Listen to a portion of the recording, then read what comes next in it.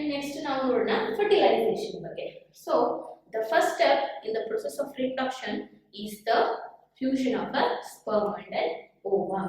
So ovum ಗೆ ಬಂದ್ಬಿಟ್ಟು ಏನಾಗುತ್ತೆ, sperm fusion ಆಗುತ್ತೆ.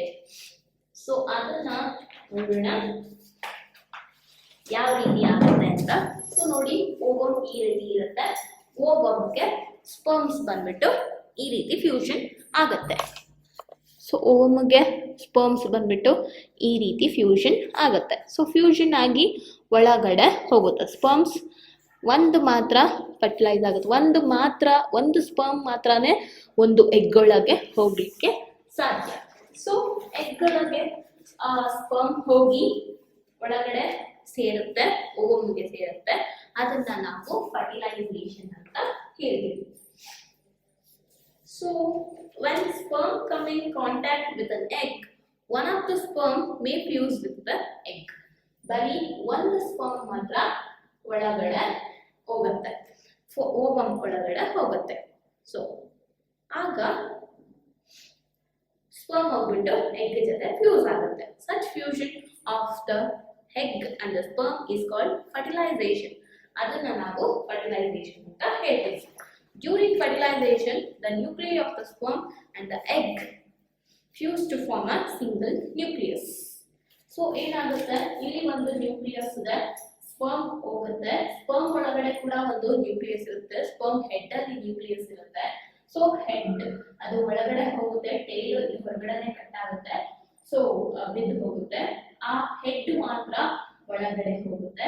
ಒಳಗಡೆ ಹೋಗಿ ಈ ನ್ಯೂಕ್ಲಿಯಸ್ ಜೊತೆಗೆ ಅದರಲ್ಲಿರೋ ನ್ಯೂಕ್ಲಿಯಸ್ ಅನ್ನು ರಿಲೀಸ್ ಮಾಡುತ್ತೆ. ಅದರಲ್ಲಿರೋ ನ್ಯೂಕ್ಲಿಯಸ್ ಅನ್ನು ರಿಲೀಸ್ ಮಾಡಿದಾಗ ಎರಡು ನ್ಯೂಕ್ಲಿಯಸ್ ಫ್ಯೂಸ್ ಆಗಿ ಒಂದೇ ನ್ಯೂಕ್ಲಿಯಸ್ ಫಾರ್ಮ್ ಆಗುತ್ತೆ. ಸೊ ಅದನ್ನು ಸಹ ನ್ಯೂಕ್ಲಿಯಸ್ ನ ರಿಲೀಸ್ ಮಾಡುತ್ತೆ. ರಿಲೀಸ್ ಮಾಡಿ ಎರಡು ನ್ಯೂಕ್ಲಿಯಸ್ ಫ್ಯೂಸ್ ಆಗಿ ಒಂದೇ ನ್ಯೂಕ್ಲಿಯಸ್ ಆಗುತ್ತೆ ಈ ರೀತಿ. So fusing of nuclei fuse ಆಗುತ್ತೆ, ಈ ರೀತಿ ಒಂದೇ ನ್ಯೂಕ್ಲಿಯೈ ಫಾರ್ಮ್ ಆಗುತ್ತೆ. ಸೊ ಒಂದೇ ನ್ಯೂಕ್ಲಿಯೈ ಫಾರ್ಮ್ ಆಗಿ this results in the formation of a fertilized egg or a zygote. So egg fertilization ಆಗುತ್ತೆ. ಸೊ ಫರ್ಟಿಲೈಸೇಷನ್ ಆಗಿ ನ್ಯೂಕ್ಲಿಯಸ್ ಫ್ಯೂಸ್ ಆದ್ಮೇಲೆ ಅದನ್ನ zygote ಅಥವಾ fertilized egg ಅಂತ ನಾವು ಕರಿತೀವಿ. So did you know that the zygote is the beginning of a new individual? ಅಲ್ಲಿ zygote form ಆದ್ರೆ fertilization ಆದ್ರೆ ಅಲ್ಲಿ zygote form ಆಗಿರುತ್ತೆ. ಸೊ ಆಗ new individual grow ಆಗಲಿಕ್ಕೆ ಸ್ಟಾರ್ಟ್ ಆಗುತ್ತೆ. So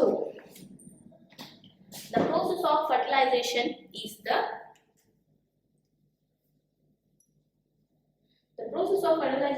making of an egg cell from the mother and the sperm cell from the father. So the new individual inherits some characters from the mother and some from the father. So father inda ಏನು ಬಂದಿದೆ ಅಂದ್ರೆ male gamete sperm, ಅದರಲ್ಲಿರುವಂತಹ nucleus ಈ nucleus form fuse ಆಗಿರೋದ್ರಿಂದ ಎರಡರಲ್ಲೂ ಇರುವಂತಹ chromosomes fuse ಆಗಿರುತ್ತೆ. So chromosomes ಅಲ್ಲಿ ಜೀನ್ಸ್ ಇದೆ. ಜೀನ್ಸ್ ಅಂದ್ರೆ genes will carry the inheritance. Inheritance ಅಂದ್ರೆ ಕ್ಯಾರೆಕ್ಟರಿಸ್ಟಿಕ್ಸ್ ಅನ್ನ ಕ್ಯಾರಿ ಮಾಡುತ್ತೆ. ಸೊ ಕ್ಯಾರೆಕ್ಟರಿಸ್ಟಿಕ್ಸ್ ಫ್ಯೂಸ್ ಆಗುತ್ತೆ. Some of the father characteristics ಬರುತ್ತೆ, some of the mother characteristics ನಮಗೆ ಬರುತ್ತೆ. ಅಂಡ್ ಒಂದು ಎಗ್ ಬಂದ್ಬಿಟ್ಟು ತಾಯಿಯಿಂದ ಏನ್ ಬಂದಿರುತ್ತೆ, ತಾಯಿ ಕ್ಯಾರೆಕ್ಟರ್ಸ್ ಇರುತ್ತೆ ಈ ನ್ಯೂಕ್ಲಿಯಸ್ ಅಲ್ಲಿ. ಅಂಡ್ ಸ್ಪರ್ಮ್ ಇಂದ ಬಂದಂತ ನ್ಯೂಕ್ಲಿಯಸ್ ಅಲ್ಲಿ ತಂದೆಯ ಕ್ಯಾರೆಕ್ಟರ್ಗಳು ಇರುತ್ತೆ. ಸೊ ಅದರಿಂದ ನಮಗೆ ಸಮ್ ಆಫ್ ದ ಕ್ಯಾರೆಕ್ಟರ್ಸ್ ನಮಗೆ ಬಂದಿರುತ್ತೆ. So the new individual inherits some characteristics from the mother and some from the father. Look at your brother or sister. See if you can recognize some characters in them similar to those of your mother or your father. So ನಮ್ಮ ತಂಗಿ ಅಥವಾ ನಮ್ಮಲ್ಲೇನೆ ನಮ್ಮ ತಂದೆಯ ನಮ್ಮ ತಾಯಿಯ ಕ್ಯಾರೆಕ್ಟರ್ಸ್ಗಳಿರೋದನ್ನ ನಾವು ನೋಡ್ಬೋದು. Like ಅವ್ರ ತರಾನೇ ಮೂಗಿರೋದು, ಅವ್ರ ತರಾನೇ ಕೂದಲು ಬಣ್ಣ ಅದ, ಅವ್ರಿಗೆ ಕಪ್ಪಿದೆ ನಮಗೂ ಕಪ್ಪಿರುತ್ತೆ. ಸೊ ಅವ್ರಿಗೇನಾದ್ರು ಬ್ರೌನಿಶ್ ಇದೆ ನಮಗೂ ಬ್ರೌನಿಶ್ ಆಗುತ್ತೆ.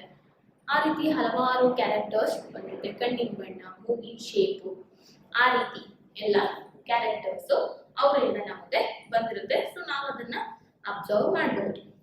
And next, fertilization which takes place inside the female body is called internal fertilization. So internal fertilization ಅಂತ ಹೇಳಿದ್ರೆ fertilization inside the female body ಆಗುವಂತದ್ದ internal fertilization ಅಂತ ಹೇಳಿದ್ರು.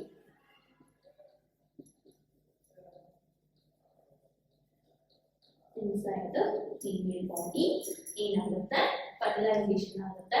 ಅದನ್ನ internal fertilization ಅಂತ ಹೇಳ್ತೀವಿ.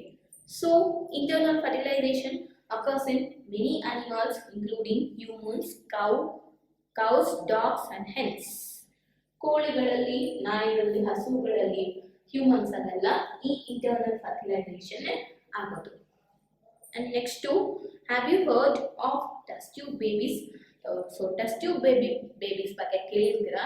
So Pooja and Pahli's teacher once told them in the class that in some women oviducts are blocked. Oviducts block ಆಗಿರುತ್ತೆ. Block ಆಗಿದ್ದಾಗ these women are unable to bear babies because sperms cannot reach the egg for fertilization. So sperms ಏನ್ ಹೋಗಿರುತ್ತೆ, ಅದು ಓವಮ್ನ ಎಗ್ನ reach ಆಗ್ಲಿಕ್ಕಾಗಲ್ಲ. ಯಾಕೆ ಅಂದ್ರೆ ಇಲ್ಲಿ block ಆಗಿರುತ್ತೆ. So block ಆಗಿರೋದ್ರಿಂದ sperms ಎಗ್ನ ರೀಚ್ ಆಗದಿರೋದ್ರಿಂದ in such cases doctor collect freshly released egg and sperms and keep them together for few hours for IVF. IVF ಅಂತ ಹೇಳಿದ್ರೆ in vitro fertilization. IVF ಅಂತ ಹೇಳಿದ್ರೆ in vitro fertilization.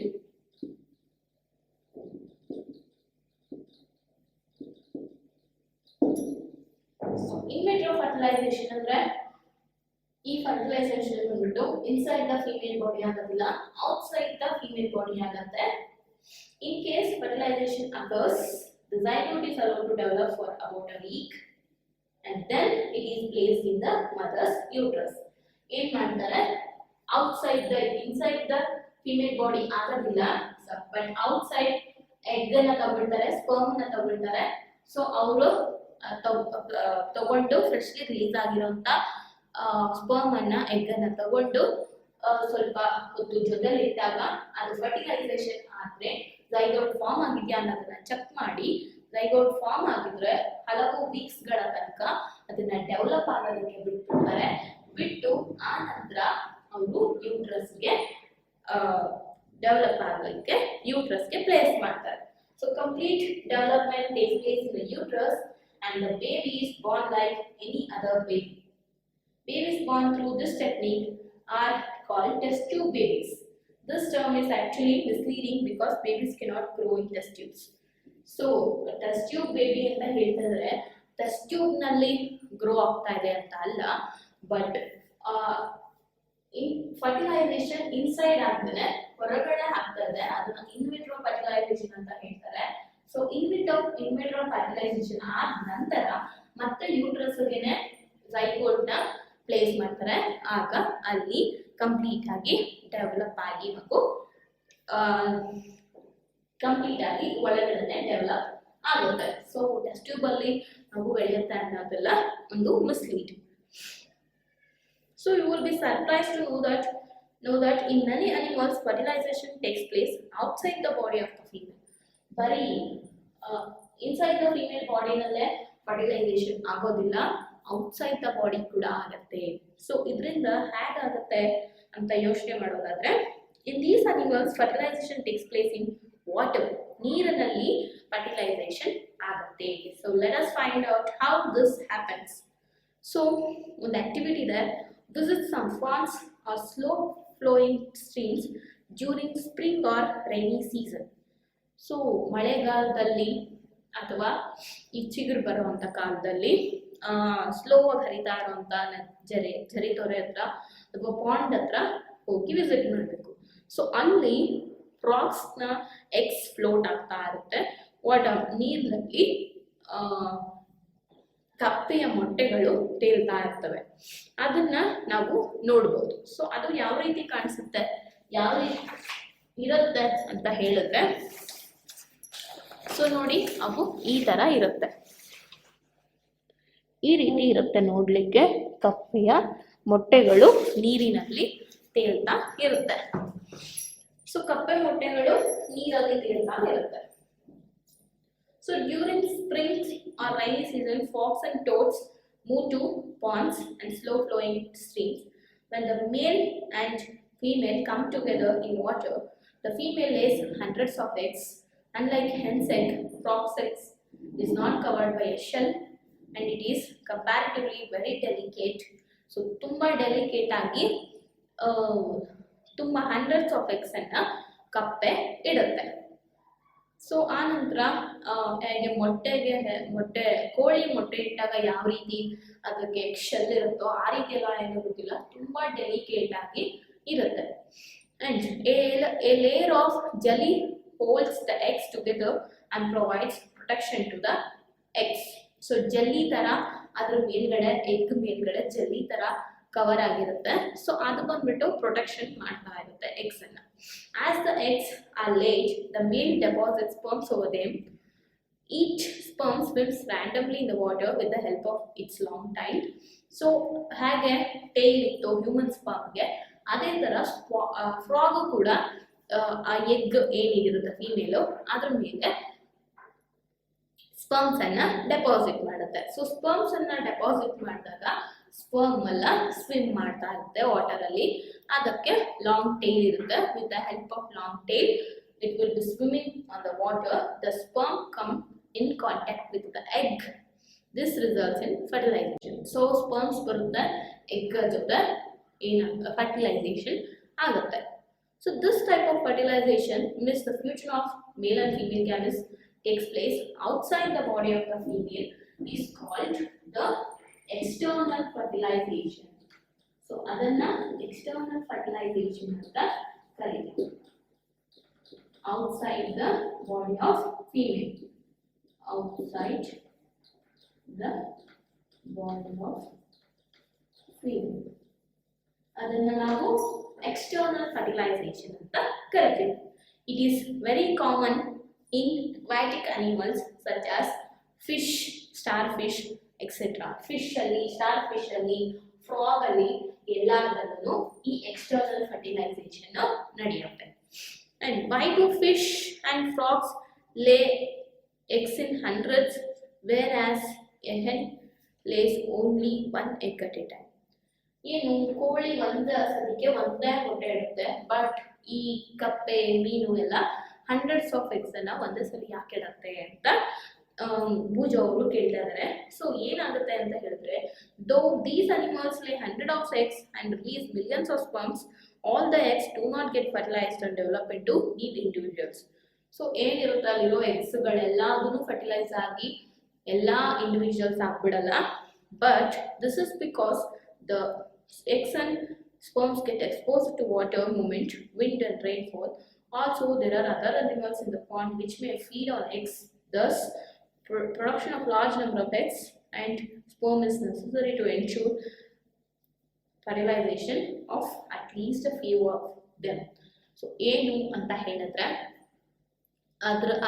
ಅದು ನೀರಲ್ಲಿ produce ಮಾಡೋದ್ರಿಂದ ಅಲ್ಲಿ ಟೆಂಪ್ರೇಚರ್, ಗಾಳಿ ಬೀಸುವಂಥದ್ದು ಆ್ಯಂಡ್ ವಾಟರ್ ಮೂಮೆಂಟ್, ನೀರೇನಾದ್ರು ಜೋರಾಗಿ ಹರಿದ್ರೆ, ರೈನ್ಫಾಲ್ ಆದರೆ ಸ್ಪರ್ಮ್ ಮತ್ತು ಎಗ್ಸ್ ಎಲ್ಲ ಹಾಳಾಗ್ಬಿಡುತ್ತೆ. ಅಷ್ಟೇ ಅಲ್ಲದೆ ಪಾಂಡ್ಸ್ ಅಲ್ಲಿರುವಂಥ ಅದರ್ ಅನಿಮಲ್ಸು ಅದರ ಎಗ್ಸ್ ಅನ್ನೆಲ್ಲ ತಿಂದು ಹಾಕ್ಬಿಡುತ್ತೆ. ಸೊ ತಿನ್ನೋದ್ರಿಂದ ಅಷ್ಟೊಂದು ಎಗ್ಸ್ ಇಟ್ರು ಜಾಸ್ತಿ ಇಂಡಿವಿಜುವಲ್ಸ್ ಪ್ರೊಡ್ಯೂಸ್ ಆಗೋದಿಲ್ಲ.